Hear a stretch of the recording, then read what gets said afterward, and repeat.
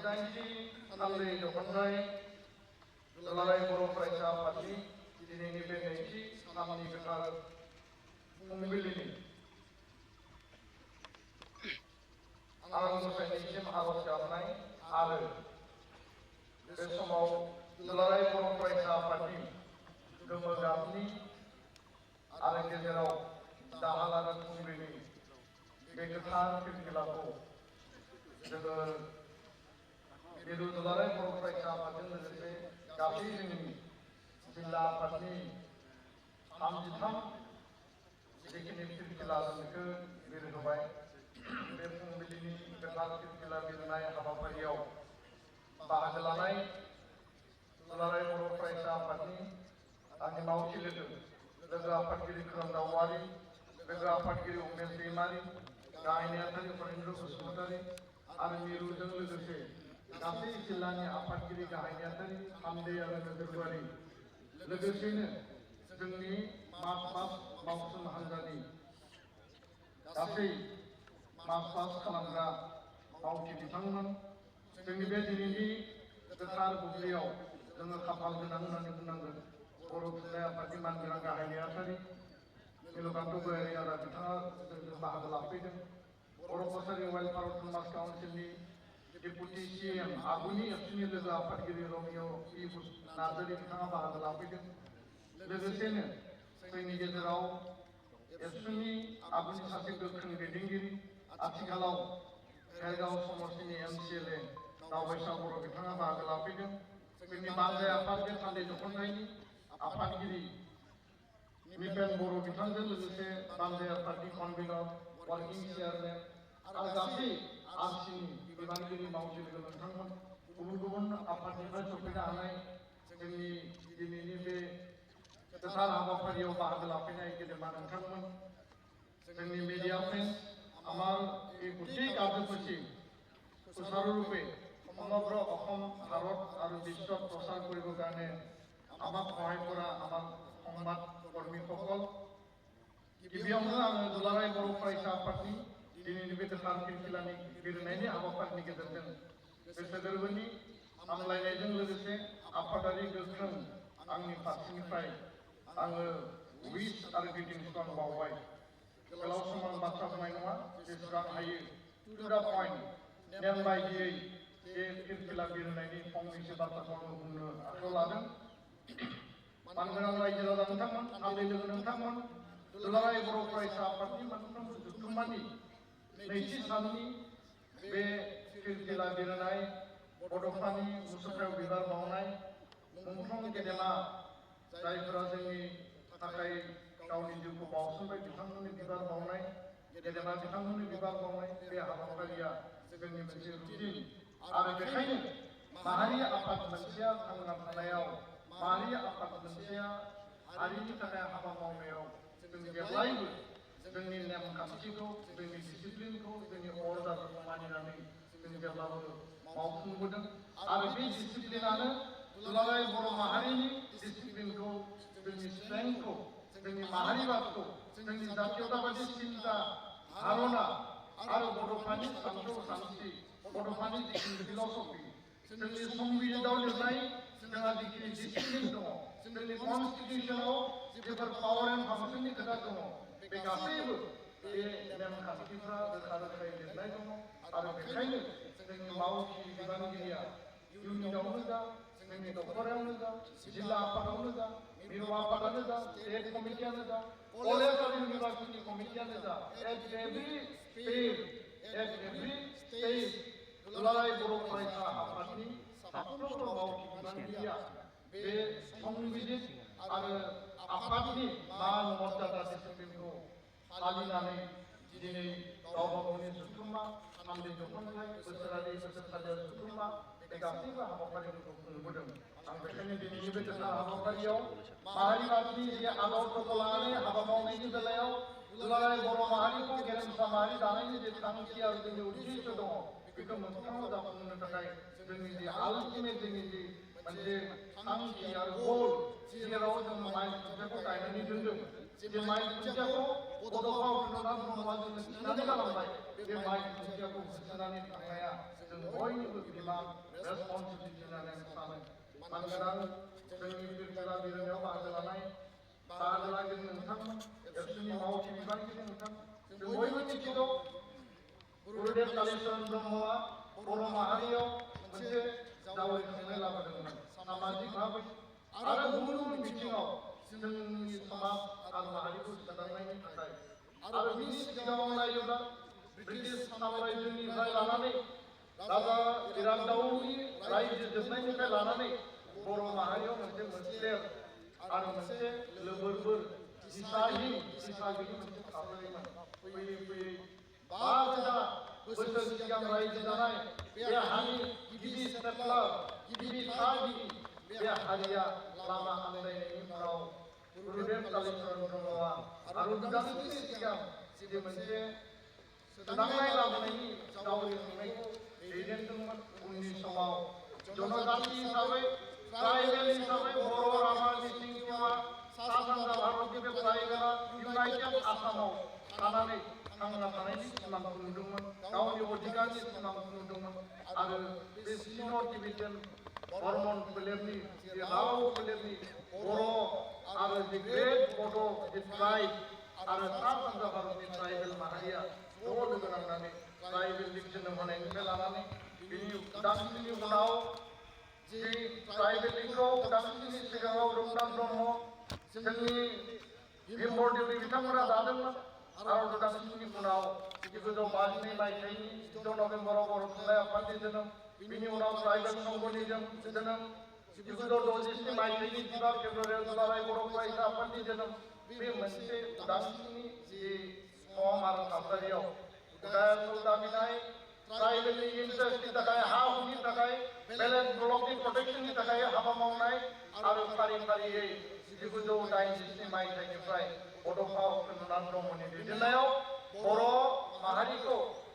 मुलुगाव गोख्रोङै गायसननो थाखाय संकटनिफ्राय सदियानि आलादा रायजोनि जि दाबि आरो खोलाहा थानाय बर'फोरनि जि नीलाचल अट'नमास काउन्सिलनि दाबि कार्बि आंलंनि एसटि हिलनि दाबि बे दाबिफोरखौ लानानै दुलाराय बर' माहारिया बर' फरायसा आफादनि बड'फानि गोख्रों बे मोनसे जावरिखांनाय जांख्रिखांनाय बे रिभलिउसनाव गणतान्त्रिक जि शान्तिपूर्ण आन्दोलनाव बाहागो लादों आरो बे बाहागो लानायनि गेजेरजों दिनै मोनथाम गोरोबथा जे सान्थौ आरो शान्तिया ट्राइबेल हिसाबै जोङो जागायदोंमोन उननि समाव जोङो बर' हिसाबै गायसननो थाखाय गावनि आइडेन्टिटि गावनि हा हुनि रैखानाफोरनि थाखाय मावनो जों बाध्य जादोंमोन आरो बेबायदिनो 93 आव BSCनि एकर्ड 2003 आव BCCनि एकर्ड 2020 सनाव बिटिआर बर' गोजोन गोरोबथा मोनथाम गोरोबथा मोननायनि उनाव दिनै 5 रोजा बर' सुबुंनि आत्म बलिदाननि उनाव एबसुनि आन्दोलन BLPनि आन्दोलन NDPनि आन्दोलन सामाजिक भाबै आरो राव थुनलाइखौ लानानै बर' थुनलाइ आफादनि स्क्रिप्टनि मुभमेन्ट बे गासै मुभमेन्टआव बर' आइ आफा रायजो राजाया गावनि त्याग आत्म बलिदानखौ होबोदों मानगोनां रायजो राजा नोंथांमोन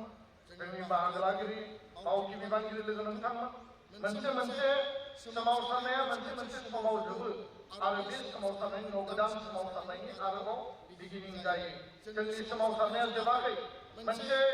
जोंनि चेप्टार दङमोन जे मोनसे चेप्टाराव जोङो गणतान्त्रिक भाबै जागायदोंमोन मोनसे ग्रुपआ आर्म्स लानानै जागायदोंमोन आरो मोनसे ग्रुपआ आर्म्स लानानै जागायदोंमोन बे भायलेन्सनि चेप्टार बे माने जि मोनसे थासारि दङमोन बे थासारिखौ जों फोजोबनानै दिनै जोङो शान्तिनि मोनसे परिबेशआव सफैबाय आरो बेखायनो दिनै जोंनि बड'फानि जि गेरेमसा माहारि दानाय बर' हारिखौ बुहुमाव जौगासारनाय ग्रेट जि माने बड'फानि जि मास्टार प्लान दंमोन बे हिसाबै दालांनो थाखाय दुलाराय बर' फरायसा आफादा हाबा मावनांगोन गणतान्त्रिक शान्तिपूर्ण आरो भारतआ गणतान्त्रिक देश हिसाबै संबिधाननि गन्थियाव मर्यादायाव संबिधाननि आवथायाव थानानै जोंनि अधिकारखौ आबुङै मोनफुंनांगौनि थाखाय हाबा मावगोन दिनै BCC BSC बिटिआर संकटनिफ्राय सदियानि सिमानि जि दाबिमोन संसदनिफ्राय पासनि गिदिर माने मोनदोंमोन बेखौ जोङो गौपुरसिम लांनो हाबाय आरो बिनि उनाव बर' कसारि वेलफेयार अट'नमास काउन्सिल जिलाफोरनि दाबिनि जायगायाव कार्बि आंलं एसटि हिलफोरा सानसे नङा सानसे बे जोबगोन जों बेखौ नाजाबाय थादों दा बेखायनो दिनैनि गोदान जेनेरेसन दिनै जेनजिनि कनसेप्ट फैदों आरो बे कनसेप्टखौ लानानै गणतान्त्रिक शान्तिपूर्ण दिनै आर्टिफिशियेल इन्टेलिजेन्स डिजिटाइजेसननि जुगाव दुलाराय बर' फरायसा आफादा गोदान जि रिभलिउसन गोदान जि मोनसे ससियेल जि मोनसे कनसियासनेस दिनै जोंनि सोलोंथाइ बिथिङाव जोंनि रांखान्थि बिथिङाव आरो जातीयता जातीय चेतनाखौ खुनु कारनाव बावगारालासिनो दुलाराय बर' माहारिखौ जेब्लायबो सांग्राङै मेरुदण्डखौ गोख्रों खालामनानै जोंनि जि सिनस्रिखौ गोख्रों खालामनानै हारि हिसाबै जाति हिसाबै थांना थानायनि थाखाय जोङो हाबा मावलांनांगोन आं बेखिनि बाथ्राखौनो बयबो जोंनि दिनै कलेज इउनिभारसिटि स्कुलाव फरायनाय जोंनि आनसलिक district unit college university unit committee जोंनि गासैबो जिल्ला आं बयखौबो खावलायगोन गोदान कनसेप्ट गोदान सानदांथि गोदान सिन्ता बे सिन्ताजों जातीयताबादनि आधारखौ जों लांनांगोन आरो बेखायनो बड'फाया जेब्लायबो जोंनि आदर्श हारिया फार्स्ट बर' माहारिनि थाखाय दुलाराय बर' फरायसा आफाद आरो बे लामा हान्थिनायाव दिनै बड'फानि प्रिन्स अफ फिलसफि प्रिन्सिपाल आइडियलजिखौ लानानै जों हाबा मावलांनायनि जे मोनसे खाबु जों मोनफैबाय बे थारैनो बर' माहारिनि थाखाय बेसेबांबा गोग्गाथाव आरो बेसेबांबा मोनसे जाफुंसारनाय दा बेखायनो मानगोनां बाहागो लागिरि नोंथांमोन दुलाराय बर' फरायसा आफादा माराम जानाय मोनसे अन्थाइ नङा माराम जानाय मोनसे लहा नङा दुलाराय बर' फरायसा आफादा जाबाय साखा बायदि रोलिं जाबाय थायो गिदिंबाय थायो आरो बेखायनो बेयाव खुनु बादामालिबो खाया बेयाव खुनु मारामबो जाया आरो दुलाराय बर' फरायसा आफादनि सक्तिया जोंनि जि जेनेरेसना नेभार एन्डिं प्रसेस दिनै आं दङ आं उनाव गुबुन फैगोन जिल्लायाव सोरबा दङ जिल्लानि बिबानगिरि उनाव गोदान फैगोन दखरायाव गोदान फैगोन इउनिभार्सिटियाव कलेजाव इउनिट कमिटियाव जोङो मोनसे फेज मोनसे सेक्टराव गावनि बिबान रेसपन्सिबिलिटि हाबाखौ हारिनि थाखाय फिसाबाबो माबा मोनसे कन्ट्रिबिउसन होलांनो हायो नामा जों बयबो मावो आरो बिनि उनाव गोदान बिबानगिरि फैयो आरो गोदान बिबानगिरिनो जोङो दायित्व बिबान बिथांमोनखौ फोरोंना गालांनांगौआ जोंनि रेसपन्सिबिलिटि आरो बेखायनो सम आरो खोन्दोखौ नायनानै जों बयबो हाबाखौ मावनांगौ आरो बेबायदिनो इउनिट आनसलिक डिस्ट्रिक्टनिफ्राय सेन्ट्रेलाव बेबायदि जोङो फेसमेलाव हाबा मावलांबाय थायो बेखायनो आङो सानो आंनि फोथायनाया बेनो आत्मबिश्वासा बेनो जे जोङो मालाबाबो जोङो माने सिखा बुख्रा बायदि जानानै थानायनि माने बाथ्रा गैया जों जेब्लाबो गोबौ आरो गोख्रों आरो जों जेब्लाबो सार्च लानानै बे ब्रेनावनो जा आदर्शआवनो जा हाबा मावनायावनो जा एक्टिभिटियावनो जा मानोना जोंनि बिबानगिरि लोगो नोंथांमोन जोङो खोनादों जोङो मिथियो भारताव इन्डियान सल्जार थायो आमेरिकायाव आमेरिकान सल्जार थायो चाइनायावबो माने आर्मि थायो किन्तु दुलाराय बर' फरायसा आफादा दिनै बड'फानि जि सल्जार बड'फा सल्जार हिसाबै माहारि दानायनि सल्जार माहारि दानायनि सेना हिसाबै जों बयबो खामानि मावलांनांगोन आरो बेखायनो बुहुमनि बर'फोर खौसेयै जोङो थांना थानायनि बाथ्रा लिभ एन्ड लेट लिभ थांना थानायनि बाथ्रा आरो गेरेमसा बर' माहारि दानायनि बाथ्राखौ जों जेब्लाबो गोसोआव सोनानै जोङो हाबा मावलांनांगोन आरो बेखायनो आङो राव बाथ्रा बुङालासिनो जोंनि सिगाङाव मालाबा माने in front of us there may be cannon left of us there may be cannon right of us there may be cannon बेयाव सिलाइ गुलि बारुद बायदिसिना थासारि थानो हागौ सान दन्द बेद थानो हागौ जोंखौ मालाबा दबथायगोन मालाबा बुरखायगोन मालाबा जोंखौ प्रलोभन होगोन मालाबा जोंखौ गादबगोन मालाबा आयेन पुलिस आर्मि बाहायनानै जोंखौ धंस खालामनाय गावस्रानाय खेल बेथेल खालामनाय गादबनाय बायदिसिना परिबेसा सोलिगोन किन्तु आं थिग थायोबा नोंथाङा थिग थायोबा जोंनि मावथिफोरा थिग थायोबा जोंनि आदर्शआ जुदि गोख्रोंबा क्लियारबा जोंखौ रावबो गादबनो हानाय नङा आरो बे माहारिया बे आफादा गादब जाग्रा आफाद नंलिया मोनसे समाव गादब जादोंमोनब्लाबो बे सेक्टरखौ जोङो उफ्रायनानै जोङो दिनै मोनसे थार लामाजों जोङो हाबा मावलांगासिनो दङ दा बेखायनो जोङो साफा ब्रिगेड साफा सल्जार आरो सैनिक बादि जों खामानि मावनांगोन दा बेखायनो आङो जोबनायाव मानगोनां जोंनि बाहागो लागिरि नोंथांमोन दुलाराय बर' फरायसा आफादा थांनाय बे गोलाव समाव जोङो गोबां माखासे जारिमिनारि स्टेपफोर लाबोदों जाफुंसारनायनि उनाव जाफुंसारनाय देरहासारनायनि उनाव देरहासारनाय नंगौ मोनसे समाव जोङो थैनो गोनां जादों बुथारजादों गुलि गावजादों लावथि बिखुङाव जों बानानै लानांदों खिन्थु जोङो लासै लासै बै जे ब्लेक चेप्टारमोन ब्लाड चेप्टारमोन जोंनि गेजेराव अन्धबिश्वास गाव हारिनि गेजेराव पेस्टिसाइडल किलिंमोन बे थासारिखौ दिनै जों फोजोबबाय दिनै जों जिखि दोलोआव थायामोन जिखि हानजायाव थायामोन जिखि आफादाव थायामोन बिदा फंबाय सानलायनानै जोङो खौसे लामा हान्थिनायनि खोथाखौ दिनै जोङो सानदों आरो बेखायनो दुलाराय बर' फरायसा आफादा जोङो मोनथाम एकर्डनि उनाव आरोबाव एनादार स्टेप बर' माहारिनि माइ खुन्थिया हिसाबै जोङो बड'लेण्ड महत्सब खुंनाय 2020आव बर' एकर्ड खान्थि गोरोबथा खालामनाय 2003आव गोरोबथा खालामनाय आरो सोलोंथाइ बिथिङाव जोंनि रांखान्थि बिथिङाव गोबां माखासे जों खामानिखौ मावदों दा बेखायनो बड'फाखौ लानानै थांना थानायनि जों सिमां नुदों बर' हारिया बड'फाखौ लानानै जोङो थांना थायोब्ला जोङो जेब्लायबो हारि हिसाबै मुलुग दरबाराव जों सिनाय जागोन आरो गाव हिसाबैनो हारि हिसाबै जों दिनै जोंनि सिनायथिखौ जों गायसनबाय दा बेखायनो दुलाराय बर' फरायसा आफादनि बे जाफुंसार लामा हान्थिनायाव गोदान दिल्लीयाव बड'फानि मुसुखा गायसननाय गोदान दिल्लीयाव बड'फानि मुङाव लामा दोननाय नेपालाव बड'फानो सल्जार अफ हिउमेनिटी एवार्ड होनाय नेपालनि जोंनि जाय गेदेमा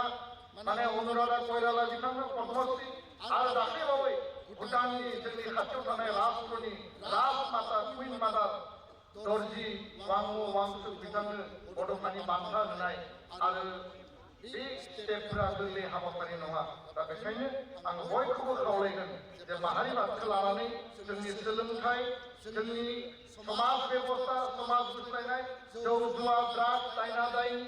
चाइल्ड मेरेज हिउमेन ट्राफिकिं बेखौ गैया खालामनानै समाज परिबर्तन खालामनाय स्पर्ट्सनि दिगाव कालचारनि दिगाव जोंनि इयुन जोलैखौ लांनांगोन बागुरुम्बा दोहौ मोसानायनि उनाव सरकारा इनिसिएटिभ लादोंब्लाबो जों मदद होदों जों मदद होआबा सरकारा गाव लाखिनो हाया आरो बिनि उनाव दिनै बागुरुम्बानि बर' हारिनि कालचारा बेसेबांबा गोजौ आथालाव मोनहैबाय जायखौ प्रधान मन्त्रिनि टुइटनि गेजेरजों 20 कौटि भारतनि आरो बिश्वनि मानसिफोरा नायदों वर्ल्ड इकनमिक फरामाव सुइजारलेण्डनि दाभसआव बागुरुम्बा मोसानाया बेसेबांबा मोनसे बाख्नायनाय थासारिखौ मोननो हादों बे स्टेपफोरा जोंनि थाखाय गोरलै स्टेप नङामोन खिन्थु जों बेखौ साक्सेस खालामबाय आरो बेखायनो जोंनि इस्युस जोंनि जेंना जोङो एकर्ड इमप्लिमेन्टेसनखौ 100% खालामनांगोन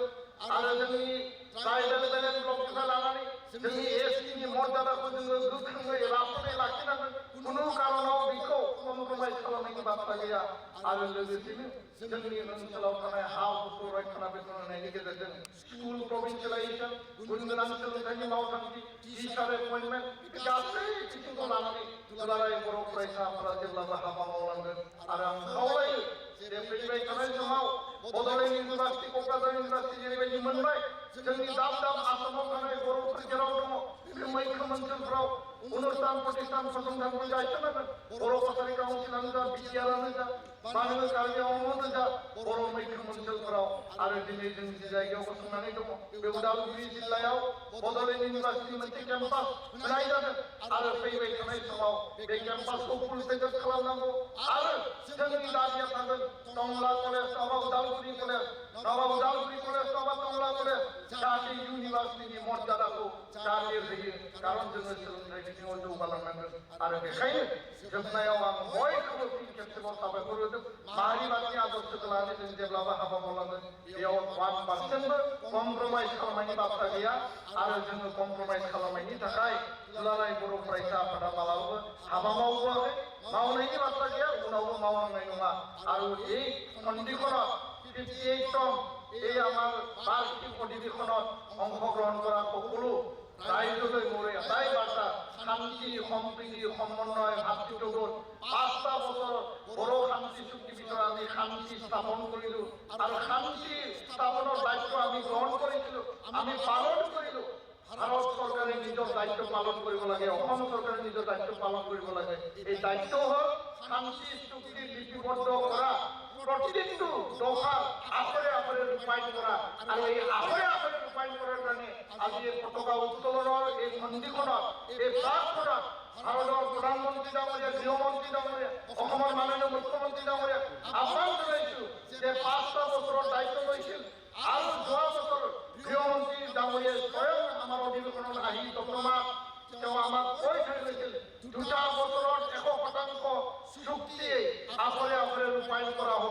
বিটিআৰৰ সীমা সম্মতকৰণ, বিটিআৰৰ অধিক ক্ষমতা সম্পন্ন মোৰ অটনমি, মোৰ ফাইনেন্স, বড়ো কছাৰী কাউন্সিলৰ পূৰ্ণাংগ মৰ্যাদা, কাৰ্যকৰী এছটিৰ মৰ্যাদা, এই গোটেই যিখিনি আমাৰ দাবী আছে, এই দাবী আগন্তুক 1 বছৰত, কাৰণ 2025 5টা বছৰ হ'ল, 2টা বছৰ দায়িত্ব লৈছিল, এই 2টা বছৰ 27ত শেষ হ'ব। আৰু আমি বিচাৰিছোঁ 27ৰ আগে আগে ভাৰত চৰকাৰে চুক্তিৰ সকলো দফা ৰূপায়ণ কৰিব। জেলত থকা আন NIA কেছৰ যিখিনি আমাৰ প্ৰাক্তন সদস্যসকলক মুকলি আকাশত এৰি দিলে আৰু 6গৰাকী ৰঞ্জন বেমাৰী আন 6গৰাকীক অতি শীঘ্ৰে ভাৰত চৰকাৰৰ অসম চৰকাৰে মুকলি আকাশত এৰি দিব লাগে। অনুষ্ঠান প্ৰতিষ্ঠান স্থাপনৰ কাৰণে দায়িত্ব সহকাৰে কাম কৰিব লাগে। এইখিনি বাৰ্তাকে কৈ পেলাই বিটিআৰৰ বড়োলেণ্ডৰ অসমত নিখিল বড়ো ছাত্ৰ সন্থা সদায় শান্তি সম্প্ৰীতি সমন্বয় ভাতৃত্ববোধ আৰু আন আন জাতি জনগোষ্ঠীৰ কলা সংস্কৃতি ভাষা সদায় সমমৰ্যাদা সন্মান সদায় জনাই পেলাই আমি জাতিৰ সেৱা স্বাৰ্থত, জাতিৰ স্বাৰ্থত, জাতীয়তাবাদী জাতিক সত্তাক লৈ বড়ো জাতিৰ সেৱা আমাৰ যিখিনি শ্ৰদ্ধা, সেই শ্ৰদ্ধা আগবঢ়াই লৈ যাওঁ। এইখিনি বাৰ্তাকে দি পেলাই মোৰ এই চমুক কথা ইয়াতে সামৰিছোঁ। ধন্যবাদ। गोजोन्थों। बयबो साननै नोजोरबारि आरो मावसोमाजाखौ फिन खेबसेबाव जेनेबा आलासि बिथांमोननिसिम धन्यबाद बावनानै आंनि बुंनायखौ फोजोबबाय। गोजोन्थों। Thank you.